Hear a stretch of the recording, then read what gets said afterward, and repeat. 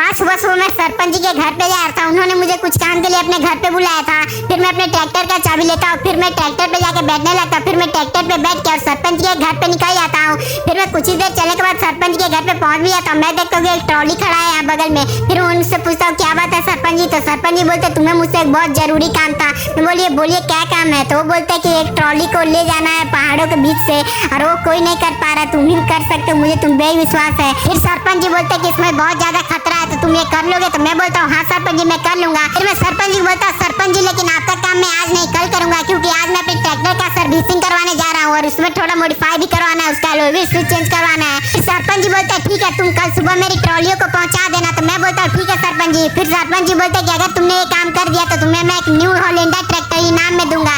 मैं बोलता हूँ ठीक है सरपंच जी अब मैं चलता हूँ। फिर मैं अपने ट्रैक्टर पे बैठता हूँ और निकल जाता हूँ यहाँ से सबसे पहले पप्पू मैकेनिक के वर्कशॉप पे। फिर मैं वहाँ पहुँच जाता हूँ और पप्पू मैकेनिक को बोल देता हूँ कि मेरे ट्रैक्टर को मॉडिफाई करके उसमें साइलेंसर और ऑयल चेंज कर दो। फिर वो बोलता है कल आने के लिए। तो मैं एक ऑटो वाले को बुलाता हूँ और घर आ जाता हूँ ऑटो से।